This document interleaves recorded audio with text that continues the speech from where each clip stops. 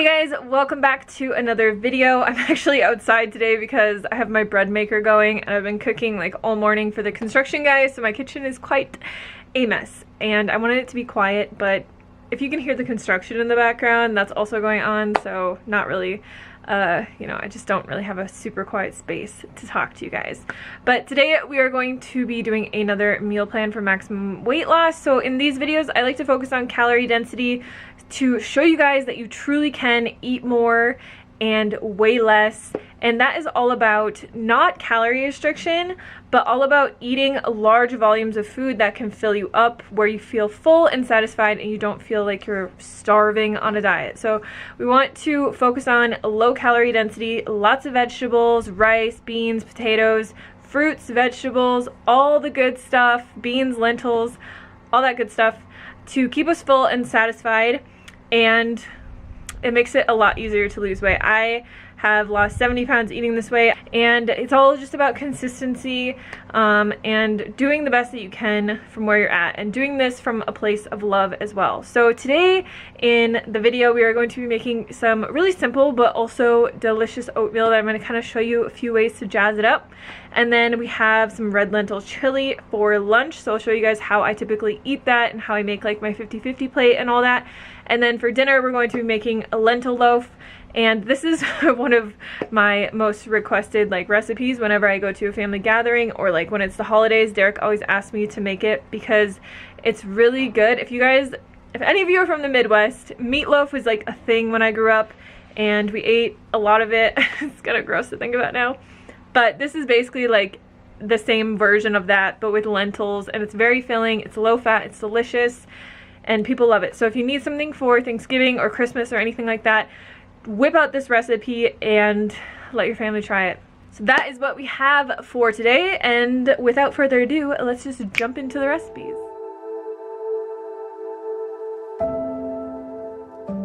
Hey guys, so for breakfast today we're actually going to be making next level apple oats. That's what I call them, because I invented or discovered, I'm not sure if anybody's ever done this before, but the other day I bought this tea at Safeway and I was drinking it and I'm like, this reminds me so much of this like delicious oatmeal that I used to have. So I thought, why don't I just take my boiling water and put a tea bag in it and then cook my oats in it, and it is delicious. So here I have my tea bag and I'm just gonna pour this cup of boiling water over top, and I'm just gonna let this sit. So I will just let that steep for a few minutes, but you could really use any kind of tea that you want. I haven't tried it with this coconut one yet, but I feel like it would be so good. But I mean, they even have like this Celestial brand even has like apple, like a cinnamon apple spiced one, which I feel like would be so good. But this really just like gives it such a different flavor. Like if you have any tea that you like, preferably like a caffeine-free tea, highly recommend trying this because it really gives your oats a lot of flavor. So to make these apple oats, I'm gonna make this in my Instant Pot. All right, so I have this on the saute function and I'm just gonna add a little bit of water. And then this is one giant apple that I cut up, and I feel like it just cooks a lot better and it's easier to eat if you cut it into these little small tiny cubes. So we're gonna add this into here, and then I'm just gonna add a little bit of cinnamon. So when you do this like tea bag kind of thing, you don't really want to add tons of flavor because the tea will actually give the oats a lot of flavor. So I'm gonna let this cook for about a minute or two. My tea just needs to steep for 2 minutes as well. All right, so this has been cooking for 2 or 3 minutes, and now we're gonna add in the rest of our ingredients. So I have half of a cup of rolled oats here, and then I just have my cup of tea water. It's actually about 3/4 of a cup. So I'm gonna add that in. And then I'm just gonna cook this until the oats get nice and thick and the apples are all cooked. So usually this takes about 5 to 7 minutes.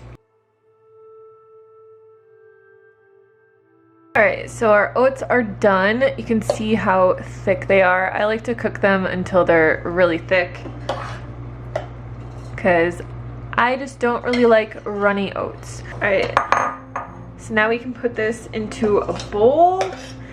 And you guys, this is really low in calorie density. So like for the apple, it's 100 calories, I'm guessing. And then the oats are like 150. And this makes a pretty big portion, if you can tell. So we're gonna add some stuff to this. I really like to add soy milk just because it gives it like this nice creamy flavor. Some of that in there. You could also add like coconut yogurt or any kind of plant yogurt to this. And then I'm also going to add maple syrup, but if you want, you could also just add like stevia, or you could even add some chopped dates into here when you're cooking it. I really love drizzling maple syrup on top. Then I'm going to add some raw buckwheat. So I really like raw buckwheat because it's nice and crunchy, and it just kind of gives it more of like a muesli crunch. And then just a little bit of coconut. So you could really jazz this up any way that you want. You could add like peanut butter on here if you really wanted to, or like PB2 powder would be better for weight loss. But I honestly wish you guys could smell how good this smells, because the oats, I just love cooking it with the tea because it has like so many different flavors in there. There's like cardamom and ginger and cinnamon and all these different flavors, and it just smells so good. So yeah, definitely try it, you guys. I am obsessed with this, and I am not really an oats person, but ever since I discovered this, I've been eating them every single day. So let me know in the comments box below if you guys have ever tried that kind of little hack, or if you try it, let me know and tag me on Instagram. But yeah, that's pretty much it for this recipe. It's super simple. It takes 5 whole minutes to make, and you will love it. So today we're gonna be making red lentil chili, and I'm gonna show you kind of the lazy way how to do it in the Instant Pot, but I will give you instructions for the stovetop as well. So basically we're gonna take our ingredients and throw them in the Instant Pot. Now you can saute your onions and garlic if you want. This is the lazy way, so we're not actually going to be using garlic cloves. I wanted these recipe videos to kind of show you guys how to switch things around and kind of incorporate different spices and things if you don't have all the ingredients, just so that like you don't feel like you have to go to the store all the time to make a recipe. So we got our onion here. Like I said, if you want, you could chop up garlic and saute onions and garlic. We have our bell pepper. We have 1 cup of red lentils. Now I buy organic. I never really rinse them, but you can rinse them if you want. We also have a can of fire roasted tomatoes. This is a 14.5 ounce can. So I like this recipe a little bit extra tomatoey. So I like to add either some tomato paste or like some strained tomatoes like this. So I'm gonna add some strained tomatoes. You could add the tomato paste, but I don't have tomato paste, so I'm just gonna add this. And then we're going to add in a teaspoon of paprika. This is like basically gone. Got a teaspoon of chili powder. And then we're gonna add a teaspoon of garlic powder. So you don't have to add this if you sauteed onions and garlic, but garlic powder is actually roasted, so it has like a different flavor than if you just sauteed like onions and garlic. And then we have 2 cups of water we're gonna add into here. We're also going to add in 2 tablespoons of maple syrup. This just gives it kind of like a nice sweet flavor. And then we're going to add in a tablespoon of vinegar. So use whatever vinegar you have. It just gives it a nice flavor like the maple syrup does. So I've used Ume plum vinegar, I've used balsamic vinegar, I've used this apple cider vinegar. I think it all kind of tastes the same. You could also use red wine vinegar. And then I always like to add better than bouillon just because it gives it more of a like in-depth flavor, but you could skip this and you could just add salt at the end, or you could just have this totally salt-free as well. Then you just want to stir everything up really well. If you are doing this on the stovetop, you're going to want to bring this to a boil, reduce it to a simmer, cover it and cook it until the lentils are cooked. So it should take about 20 to 25 minutes. I'm going to put this on high pressure in my Instant Pot for 20 minutes, and let it naturally release. And then while this is cooking, I'm going to cook some rice in my rice cooker because we're gonna eat this with rice. All right, so our chili is all done. So I like to eat this with rice, and I just steamed some kale up for my 50-50 plate here. So I'm just going to add some chili on top. And then I usually like to put hummus on top of here. I don't have any of my homemade hummus right now, so I'm gonna use this Trader Joe's eggplant hummus. If you guys ever see this at your Trader Joe's, it's actually an oil-free hummus, and it's pretty low fat. It's only 2 grams of fat for 2 tablespoons. So I'm gonna add some of this on here. If you wanted to keep this overt fat-free, obviously don't add the hummus, or you could add hummus that doesn't have tahini in it. And then I always like to add a little bit of green onion to the top.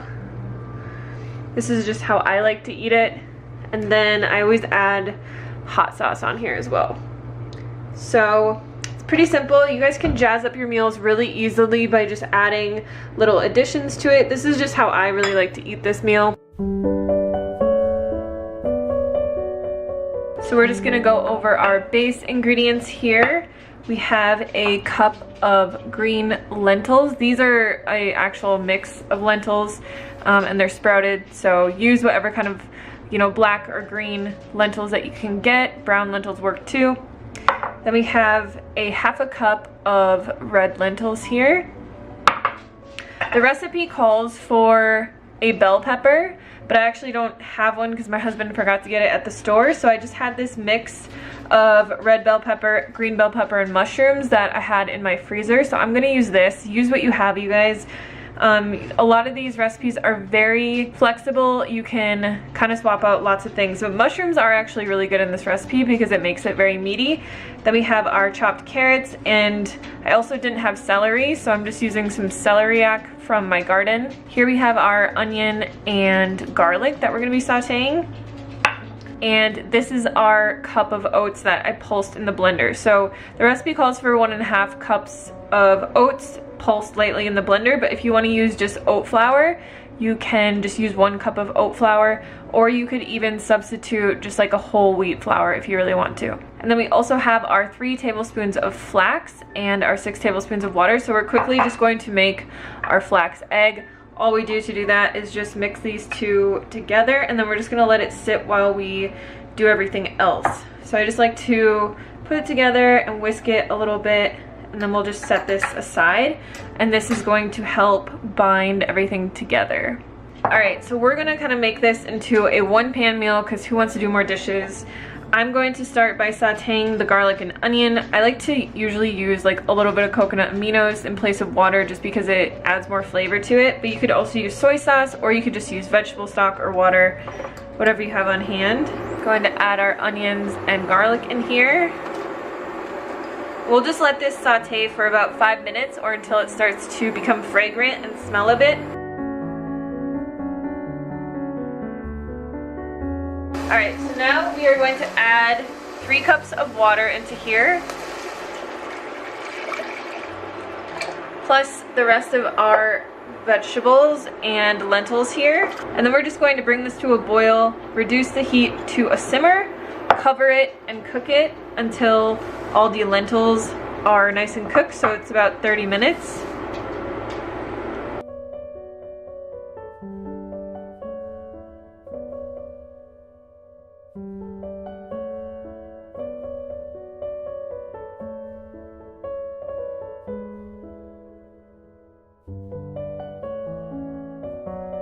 Alright, so now that this is done, what we're going to do is first add our flax egg into here. So see how like gelatinous this has gotten? It is so thick. And this is just gonna help bind all of the lentils and everything together. So add that in. So then we're going to add in our seasonings. Here I have some thyme from my garden. If you guys ever have fresh herbs in your garden, use those over dried ones because they're so much more pungent and flavorful. And then I have Italian seasoning, fennel, onion powder, and a little bit of cayenne because we like it kind of spicy. So we'll add that in. You can leave the cayenne out if you want. The fennel is what gives it a really nice meaty kind of flavor. So if you guys want this smoky, This isn't actually in the recipe notes, but if you want, you can add a little bit of smoked paprika or some vegan Worcestershire sauce. I always say that wrong. Or you could also add in a teaspoon of liquid smoke. So I'm just gonna add in some of this vegan Worcestershire sauce, however you say it. And then the last thing that we need to add in is our oats. So just add them slowly, especially if you're using like a whole wheat flour, but this should be pretty thick at the end. And all of this is just gonna help it bind together really well. And just mix it together until you don't have any more dry spots. So this recipe, we actually didn't add any salt to it, but if you enjoy salt in your diet, you can definitely add a little bit of salt. I like to add salt at the very end of my cooking because if you add it while it's cooking, it really dissipates a lot and you get a lot of the sodium, but you don't get a lot of the flavor. So just add in a little bit of salt if you want. I would add about a teaspoon and mix it in really well. And then all we're going to do is transfer this to a loaf pan. So you just want to use a non-stick loaf pan and transfer this in here, and then we're going to bake this for 30 minutes on 350 degrees. I like to always use the convection option on my oven. So if you guys have that, use it because it helps everything cook a lot more evenly. If you don't have it, don't worry about it. It's not a big deal. We're gonna put this in here and then just really kind of like smush it into the corners and make it as even as you can. This will dehydrate a bit because we're gonna cook it uncovered, but you just want to press it all firmly together. And we're gonna cook this for 30 minutes and then we're gonna take it out after 30 minutes, put our ketchup on top, and then glaze that for another 15 minutes in the oven. And that's pretty much it.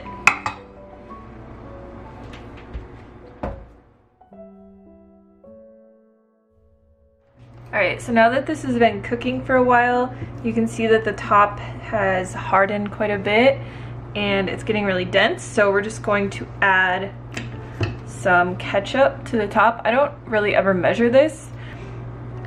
And then you'll just want to spread this out with a spatula.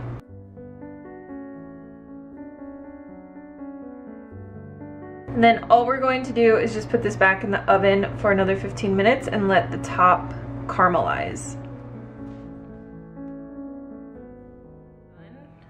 Alright, so this is all done. I've had it sitting here for about 30 minutes. You want to let it rest for a bit before you cut it. I just kind of made it look pretty. With this thyme on top, you can cut into this bad boy.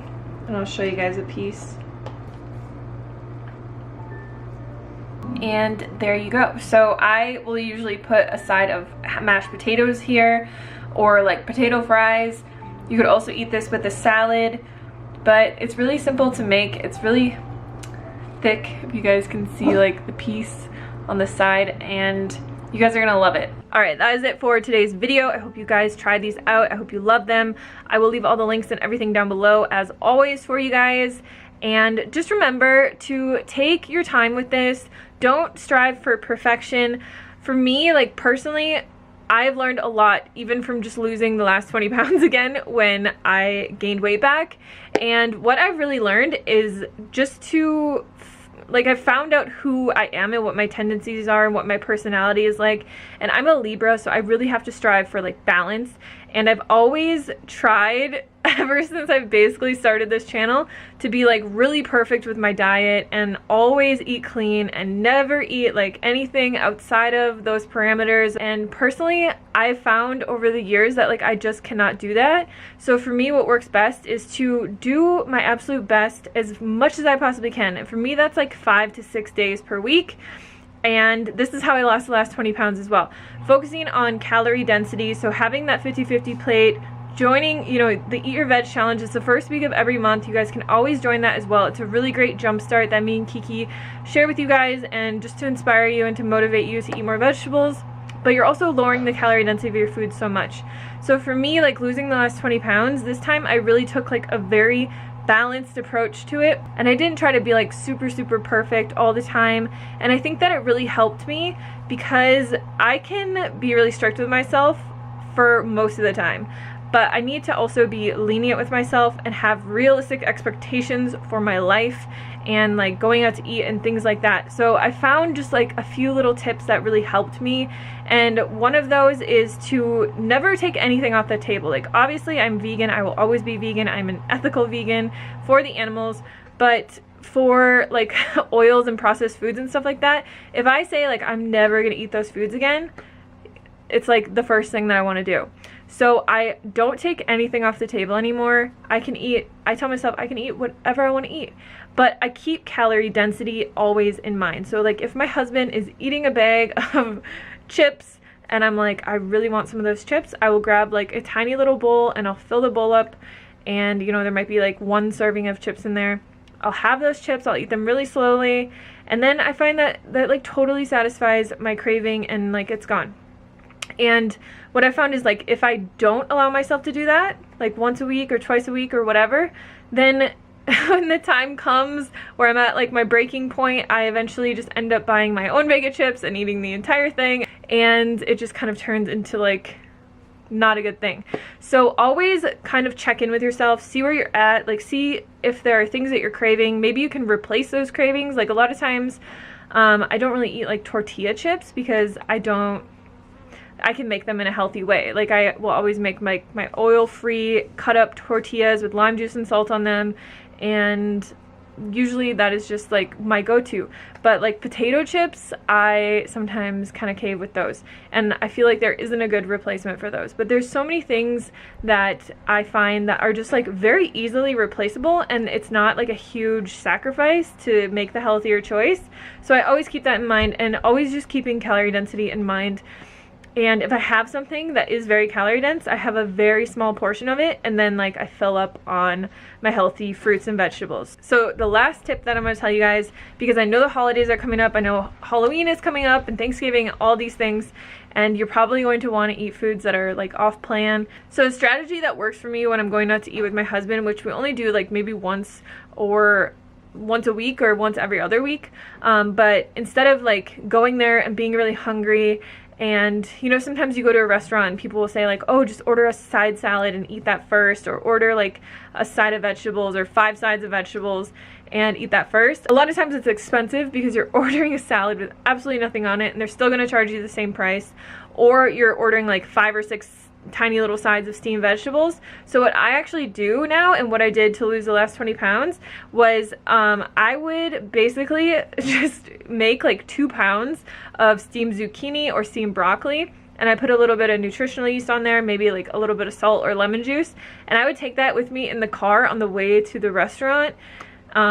Well, we live an hour away from most restaurants, so I would just like munch on that the whole time. And by the time that I got there, I was like, my belly was full, but I still wanted to have that like vegan burger or those vegan cauliflower wings or whatever it was. But I found myself, when I put this tactic into place, I found myself having like half of a burger, or like maybe 2 cauliflower wings, or like 3 or 4 fries, instead of ordering a burger, cauliflower wings, and a whole basket of fries to myself. Just being able to kind of think ahead and plan ahead and still enjoy all the things that you want to enjoy, but just knowing that like obviously a vegan burger and deep fried cauliflower wings and deep fried french fries are very calorie dense. So the way that I just kind of tackled that problem while still enjoying my life and going out to eat was by filling up on low calorie density foods on the way there or before I left. So that's just a little tactic you can use if you're going to like a Halloween party, if you're going to Thanksgiving with your family, Christmas dinner. Just eat a bunch of veggies before you go. And I feel like steamed veggies are the best. So I feel like they're just more filling than like a salad. So I usually always just go for broccoli or zucchini, and I will just make like 2 pounds of that, and then I'm done. Like I can really truly sit down at dinner at a restaurant and eat to satisfaction because I'm truly not like that hungry. So I hope this video is helpful for you guys. I hope all the tips were helpful. Leave any comments or questions or video ideas down below, and I will see you guys on the next one.